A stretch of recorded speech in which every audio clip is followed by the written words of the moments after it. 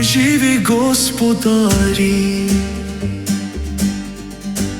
vej to nazevogo, det samo našenjevo, najcaj je maj potol, moh johilna je toj. Javi bude naši navezene, narod sa to pajun mojuni. All right, that's a nice song right there. If you want to hear more of that, you know where to find it. Welcome back. I am back to present to you what will be the continuation of our series of, somewhat deciphering, decoding, and more of it will be transliterating and translation of the work that our two Macedonian academics did, and that's the deciphering of the middle text of the Rosetta Stone, which is a scientific work which reproduced reproducible results, because of following the scientific method and so on and so forth. But today I'll be focusing on the 8th row of the ancient Macedonian text from the Rosetta Stone, specifically the portion that corresponds to verses 14 through 27 of the Koine Greek section of the stone, which is the lowest portion of the stone. So this video continues my series on the somewhat, as I mentioned, decoding, transliteration, and translation of the middle text of the Rosetta Stone, which I present here as ancient Macedonian Slavian language. Up to this point, I've shared the results of my work on the first 7 Macedonian rows. And if you haven't seen those yet, you can check them out in my earlier videos in my channel, which is Radical Worldview. This current segment will form part of mini-series where I'll carefully go through the Koine Greek section from verse 14 up to verse 27 alongside its Macedonian counterpart. Now, before that, my channel is called Radical Worldview, so I would like to ask you to join me in doing something radical. Again, in this world, a radical thing is to pray. So you can join me in a quick prayer, just so that we can prepare our hearts, fix our soul, so to speak, so that we will have some openness of minds here. Because this is a huge deal, what we're going to talk about, and the implications of it. So, dear God, thank you again for waking us up, for giving us your holy breath of life. Please continue to do so, Father, in Jesus' name.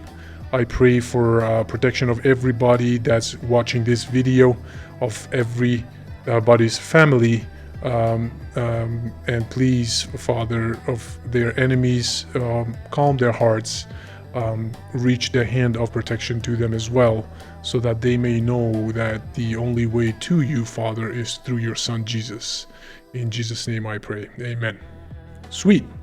So now that we've kind of aligned our spirits a little bit, let's continue.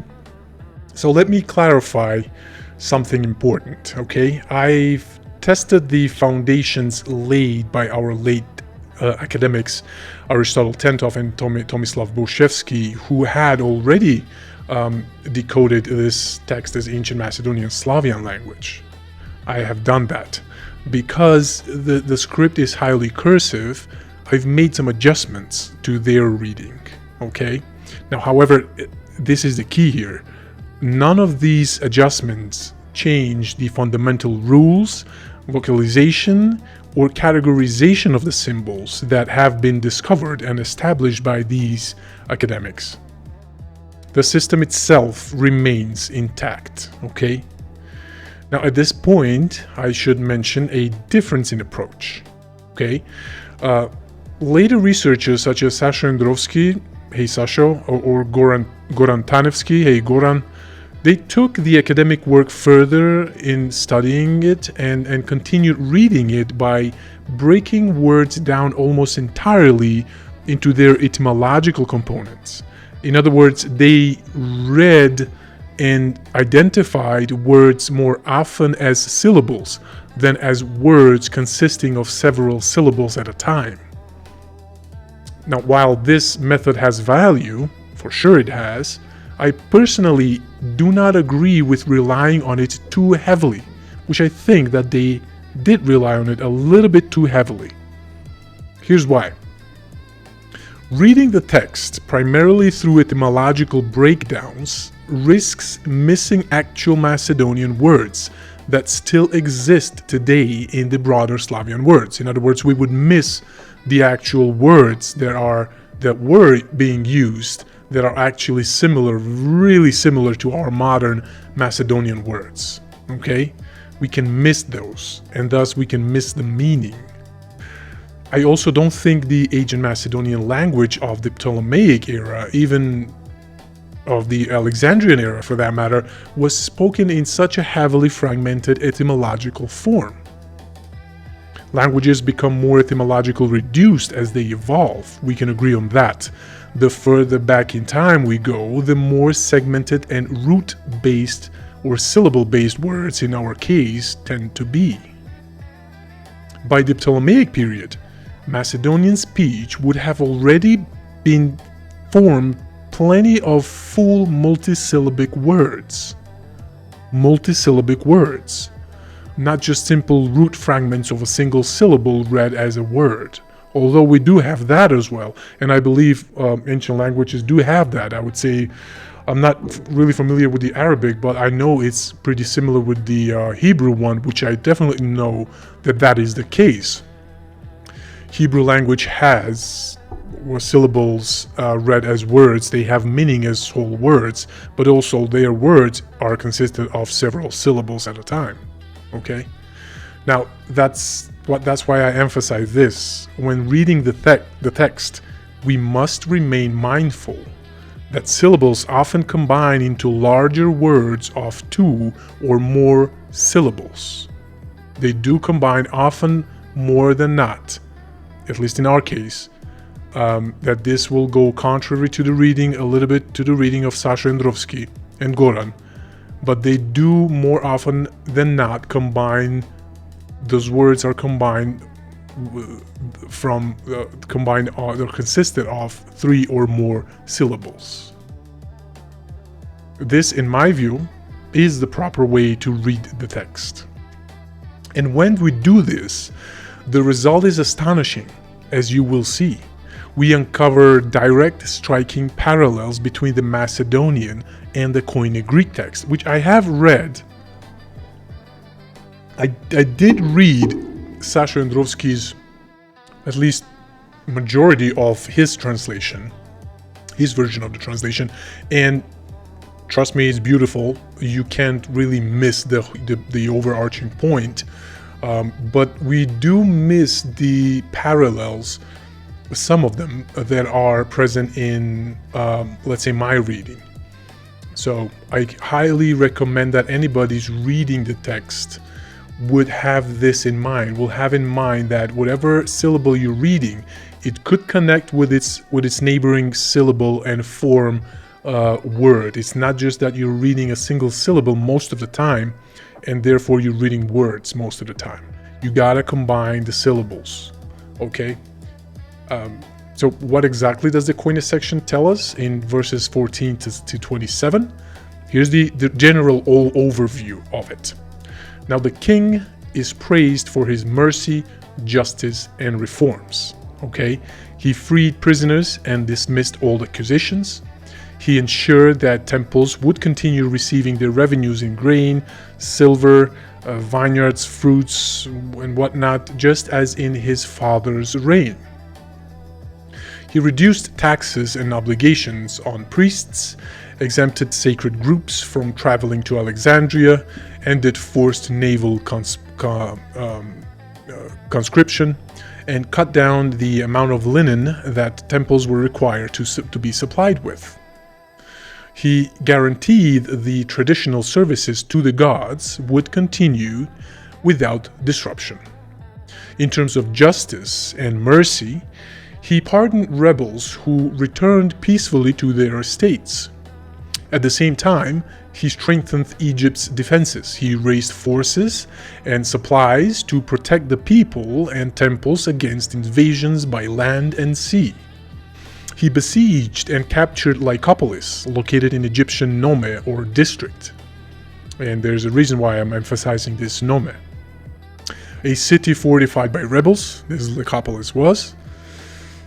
Despite the difficulties caused by the Nile floods, the pharaoh built walls, fortifications, placed guards, and ultimately took the city by force, destroying the rebels inside.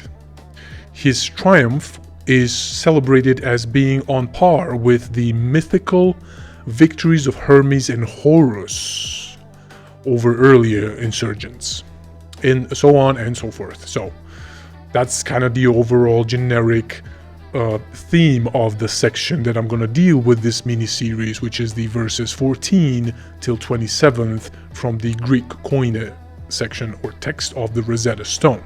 Now, with that in mind, let's turn to the 8th row of the Macedonian text. And here's where it gets really fascinating, guys. The parallels are stunning, and I can't wait to show you how they line up. So buckle up. Because this is where the discoveries really shine, okay? Before all that, thank you for sticking around.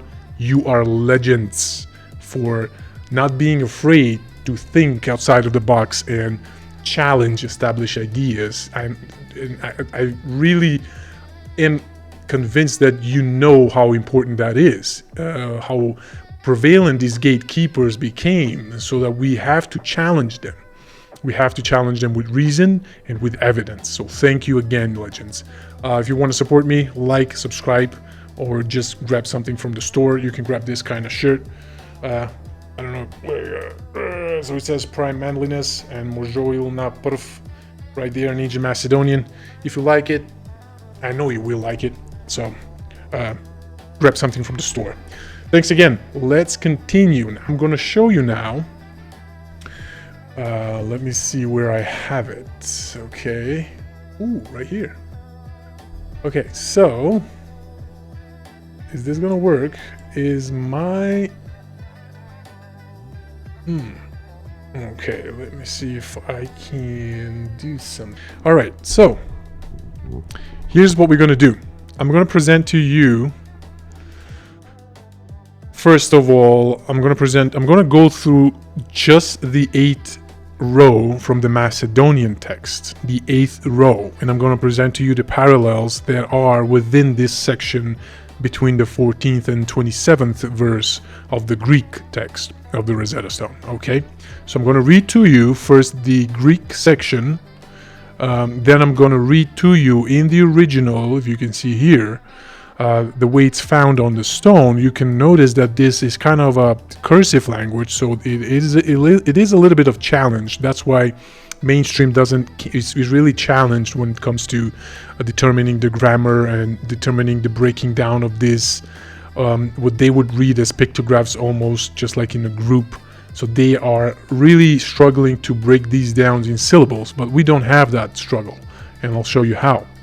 And then after I read this in the original, I will read it, what it actually says in English. I will have in Modern Macedonian here the transliteration, but I would leave it that for people, you know, actually knowing Modern Macedonian, understanding it, to read it by themselves, so that I won't kind of mess up the flow of the video, if you know what I mean. So yeah, so first the Greek section, then the Ancient Macedonian, then the translation from the Ancient Macedonian, and then probably I'll do some kind of like a summary of what's being talked about. So let's first start with the Koine Greek section. It has word text for the first year. Those who were confined in prison, they were not taxed for the first year, but it is mentioned that somebody was taxed for the first year, and I'll explain it later. Now, it is mentioned that they were taxed for the first year, and this is the sacred castes. But also it's mentioned those who were confined in prison, and those who had been long under accusations, he, the pharaoh, dismissed. Okay? So here's what we have here. Na, ia. na ze I, toi voa, na ze, na abai, na abi, zei, mojoi. Alright, so here's what we have. Na ia, na ze I, or prva, or first. Toi voa, na ze, na abai, zei, mojoi. And this will translate into Naia, of the land. Naidze. Naidze, if you remember Naidze, we've mentioned that in our very first video about the very first row of the Macedonian text, where it is stated that a decree was issued in the 9th year. And there we had it as Naidze deveuto, which is Naidze, which is ze, it could mean then, it could mean then, which is day. But when you say it, when you say it with a superlative, naidze, it means year in both cases. So we're pretty much still consistent throughout. Okay, so of naidze prva, of the year first of the land, he spent or gave to Lower Egypt a light to men, and that can transliterate a freedom was given to men. He gave light, because if you're in a dungeon, it's pretty dark in there, pretty darn dark, okay? We can agree on that. So you can see the parallel where in the Greek text it says those who were confined in prison, he dismissed, meaning he freed, he gave light. And that's precisely what we have in the ancient Macedonian section, okay? So far so good, right? So let's continue. The Koine Greek section, continuing, we have, and going against Lycopolis in the Bushirite, I think, or Nome in ancient Greek, which is a district. Nome is district, which had been, and going against Lycopolis in the district, in the Bushirite district, or in the district, which had been taken and fortified for a siege, and largely provided with a supply of arms and all other ammunition, as if the impious persons congregated in it had been for a long time of a sealed disaffection, and had been contriving many evils against the temples, and the inhabitants of Egypt having set down before it, or before that city. He surrounded it with mounds and ditches and walls of remarkable extent. In other words, he just sat in front of it like a dam, so they can't pass. Okay, so in other words, what is explained here is that the Pharaoh went after Lycopolis in the district, which had been taken fortified for a siege. So he fortified that, he besieged the city, and then he sent some.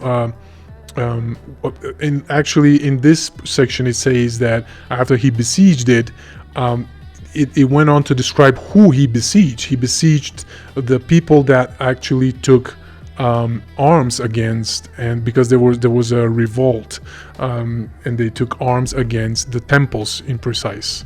So it was kind of like a religious war, which most of the cases back in those days, all wars were religious wars.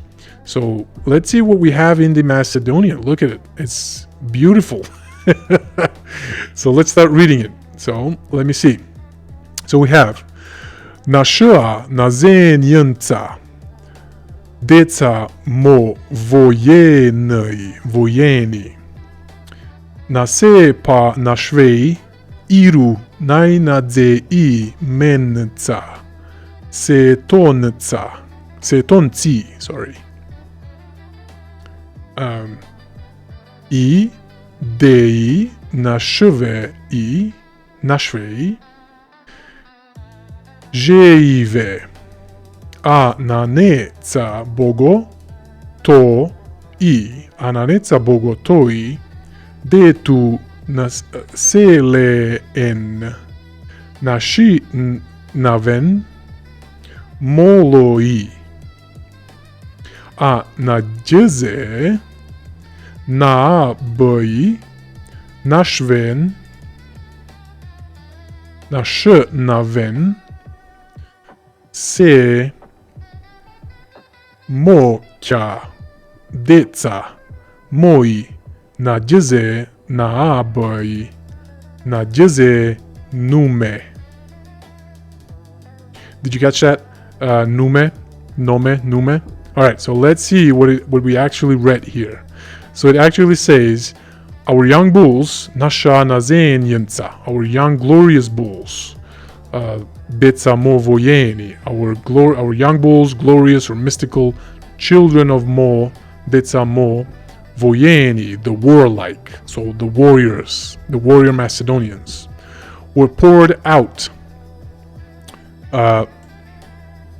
This would be nasepa, ginasipa, were poured out as a dam besieged. So he besieged as a dam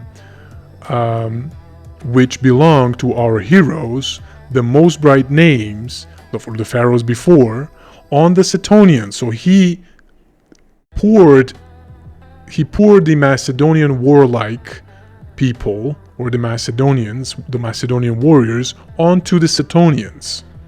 Also our living deities, the Macedonians, which to the strong child or of the Ananetsa or the Anat, or the strong child of the pharaohs, or the pharaoh, to the pharaoh, they pray in the temples. So this is talking about to the priests. He also sent the priests there. But the Setonians harmed the temple of Lower Egypt. My all-powerful children to Lower Egypt were spent or were sent to Egypt's Nume, or to the Egypt's district. So again, our young bulls, glorious mystical children of Mo, the great mother, the warlike, were poured out as a dam, which belonged to our heroes, the most bright names, or the pharaohs before, on the Setonians. They were poured onto the Setonians, or the followers of Seth, the Egyptians. Also our living deities, the Macedonians, which to the strong child of the god Ananetsa, they pray in the temples. But the Setonians harmed the temple of Lower Egypt. My all-powerful children to Lower Egypt were spent to Lower Egypt's Nume, to Lower Egypt's district. Now, this is the Macedonian section. My fellow Macedonians, you can read this, but I'll continue to say, to kind of summarize it, whereas to say both texts described a conflict centered on Lycopolis in the Bushirite Nome, or Bushirite district. The Koine Greek version portrays the rebels fortifying the city with arms, preparing for a prolonged siege, and threatening Egypt's temples and peoples. So actually here, not the rebels are fortifying, but the pharaoh is actually fortifies. Well, yeah, the rebels are actually fortifying, but the pharaoh himself also besieged them. While the Macedonian text reflects the same event in a more mythic and symbolic tone, describing young heroic warriors likened to sacred children of Mo, or children of the Great Mother, being poured out in battle, praying through the pharaoh and priests, and being sent to Lower Egypt's Nome, or district, to confront those who had harmed the temples, the Setonians, or the Egyptians, or the rebels. Together, they mirror the same historical struggle, one in particular military detail, the other in spiritual and heroic imagery. So that's what we have following. Pretty sweet, right? Pretty darn parallel. You know what I mean?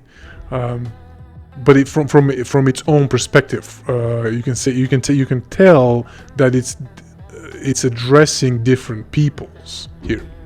So let's move forward. The Greek section continuously has, and the pharaoh ordered that those who returned from taking arms, and of the others who plotted treason in the times of confusion, those who returned should remain upon their estates. So he's allowing the people actually that rebelled to actually stay. He's not going to expel them. He's not going to ethnically cleanse them, if you will.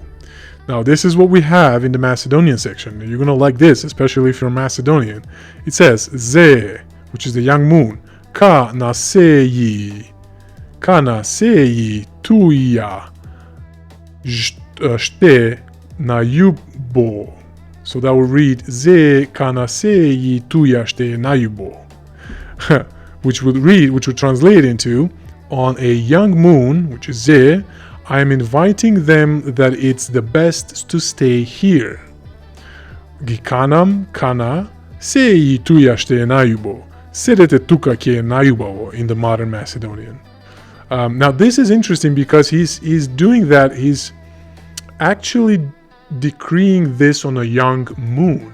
Now the coronation, the whole festival that's been, if you follow these videos, you would understand that this text is talking about a festival that the pharaoh is actually preparing, and when he is preparing the festival on a day, or on a young moon.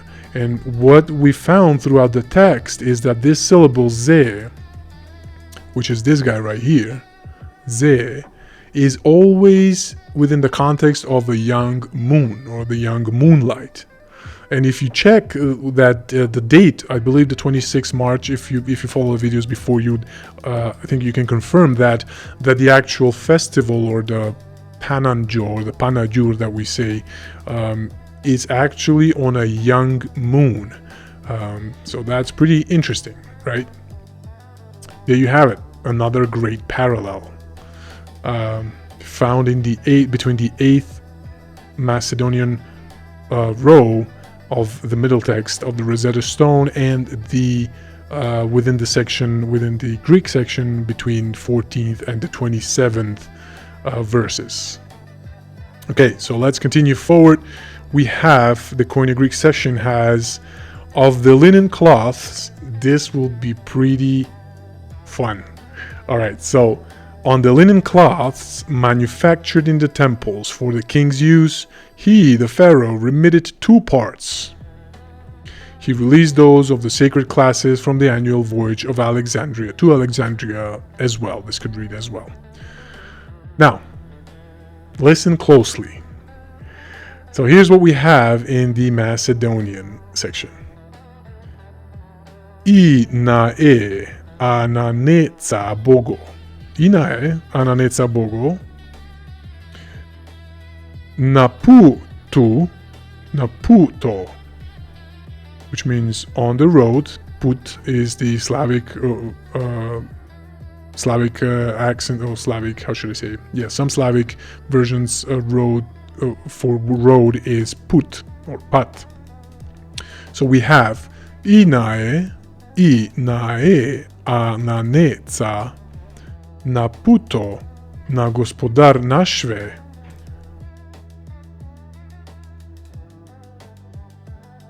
shte nasi na jeve nashve Jashtemo. And we continue with ye nadayo chamo. And then we continue with nadayo chamo again. Natupo,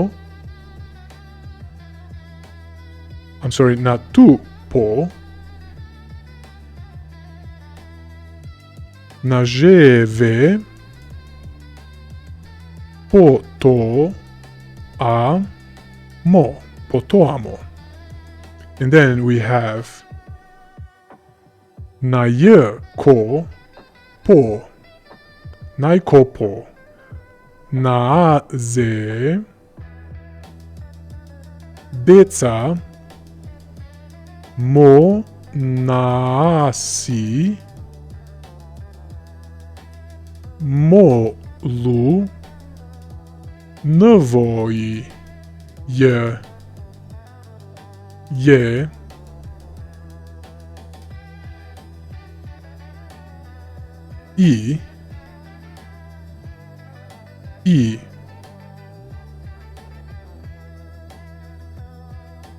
i voi,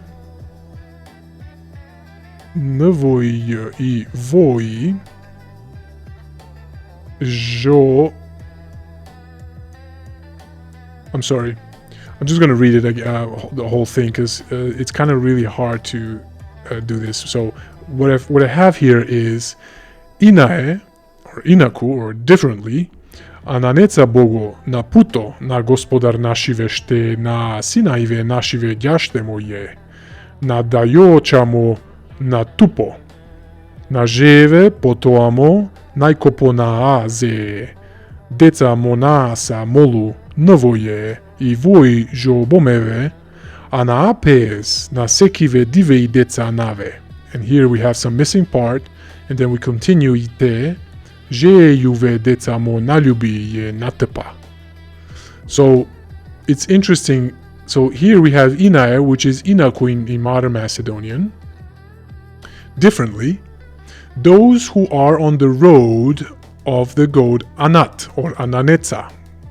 So Ananeca Bogo Naputo, Ananeca Bogo Naputo. So the road of the god Ananeca, or those who are on that road.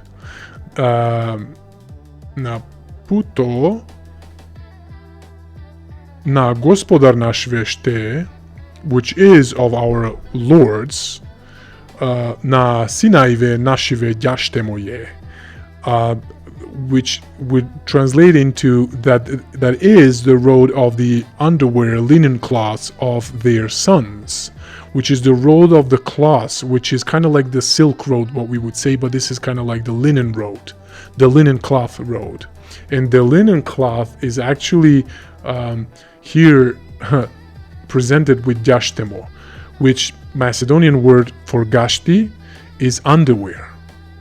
And underwear back in the day was always white. Linen cloths are always white. So this is an interesting parallel that we discover here. Kind of funny, but hey, it is what it is. It's objective, you know. We're not going to shy from it. So we have differently those who are on the road of the god Anat or Ananeca, the road of our lords, the pharaohs before, that is the road of the underwear or the linen cloths of their sons, or the sons of the pharaohs before. We will remove the taxation. Now here's interesting where it says natupo, which is, we have the modern Slavic word of natupliati, which is meaning taking, stealing, or taking away tax. Natupliati. All right. So it's saying that he's going to take away the taxation. Will remove the taxation. To whom? Na ževe potoamo, najkopo na aze, to the living travelers. Na ževe potoamo, na živite patnici. Najkopo, the best heavenly city of the prime one, which is the prime goddess here, because it's feminine, of the prime one of the young moon, which is the prime one of the great mother, which is Alexandria. So the best heavenly city of the great mother is Alexandria, right? So he's going to remove the taxation of the living travelers that are going to Alexandria, which are the children monasa molu, which are the children monks that are praying there. Pretty neat, right? Pretty cool. And deca monasa molu novoje, which would actually translate into where the children monks are praying, will be something new to them. Novoje, which in modern Macedonian is pretty much the same, which would be pretty something new because previously they were taxed, but now they're not going to be taxed. So it kind of confirms that he's going to take away the taxation. Okay, so far so good. And to the frogmen as well. So the same applies to the frogmen. And the frogmen here we have as jo bomeve, which is jabarive in modern Macedonian. And pretty much there is a prevalent Egyptian goddess that's called, or that was actually a frog god, pretty much. So it's everything within the historical context here. Now, something really fascinating here that will actually shut mouths of people like Petar Ilievsky that apparently, at least he claimed that he debunked this scientific work because the ancient Egyptian gods weren't named in parallel, but he thought that always those ancient Egyptian gods had descriptive names in the Macedonian text. That's not true. Because if you follow the reading that I suggested, that you will have to have the mindset of always connecting syllables in words to recognize and kind of reason through what kind of words those were. If they have meaning, you've unlocked it. So here we have Anaapes, and Apes is actually Apis, which is the bull god. And lo and behold, what are the Macedonian called, or the pharaohs, the Macedonian pharaohs called themselves? They were the young bulls, right? Yunza. And here what we have is Anaapes nasekive divei detsa nave, which would read as, and all the children that are praying to the heavenly Apis, bull god, or the young bull, or the pharaoh. And here we have something, the pharaoh. And heavenly is again here nave, right? Because previously in our previous video we've mentioned this word as nave, so we're pretty consistent again. And then we have something missing there from the stone. Yete juve deca mo naljubi je natepa. So that would translate into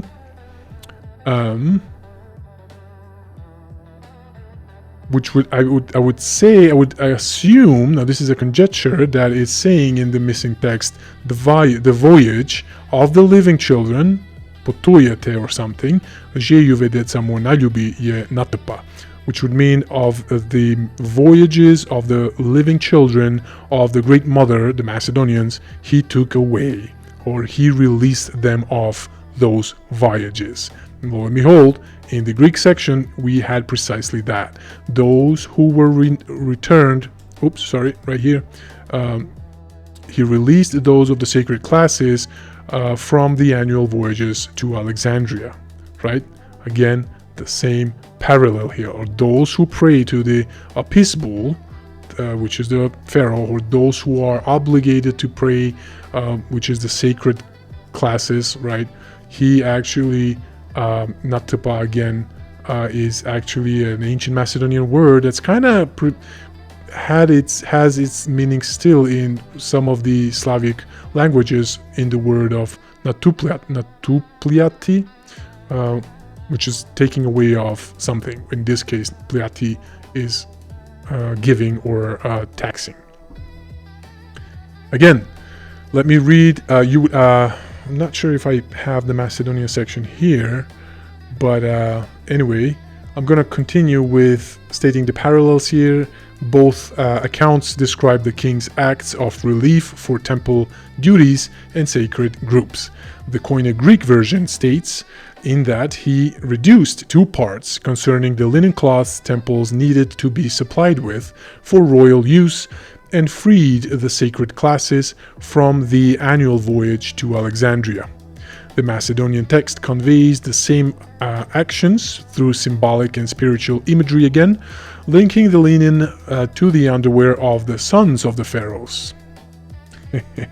Describing the journey to Alexandria as a pilgrimage to the heavenly city of the moon god, which is the Great Mother, the main Macedonian god, the Macedonian Great Mother, and portraying these relieved and portraying those relieved from the burden as two parts of people groups: monks, or the travelers devoted to the divine being, such as the Apis bull and the Great Mother, and the once worshippers of the Egyptian frog god. That's what the Macedonian text is saying. Whereas so we have extra information in the Macedonian text who those two parts were, what those two parts were, because in the Greek text we only have a mentioning that what he did is that of the linen cloths manufactured in the temples for the king's use, he just remitted two parts. He remitted one part from the for the Macedonian worshippers of the Apis bull or the pharaoh, and the other ones that are worshipping the frog god. Pretty darn amazing, if you ask me. In both cases, the message is clear: the king eased the heavy obligations placed on the religious classes. Oh boy. This 8th row of the ancient Macedonian text is pretty heavy with parallels of the ancient Greek text between the 14th and the 14th and the 27th verses of the Greek text. Now, what's really struck me amazing here is the word yashtemovo, which is the yashtive in modern Macedonian, which is the underwear, and they were white and the linen cloth was white, so it's talking about the linen cloths needed for the use of the kings or the children of the kings that were before, as the Macedonian text mentions. It's pretty darn amazing, if you ask me. That's all I have for you today. It's not much, but I'm still working on this section. I'm going to continue with handling the 9th row of the ancient Macedonian text that are, I believe, still will be consisted within the Greek section between the 14th and the 27th verses of the Greek text. So there you have it. If you have any questions, let me know in the comments. I am reading all of them. So until next time, I will meet you again. Peace out.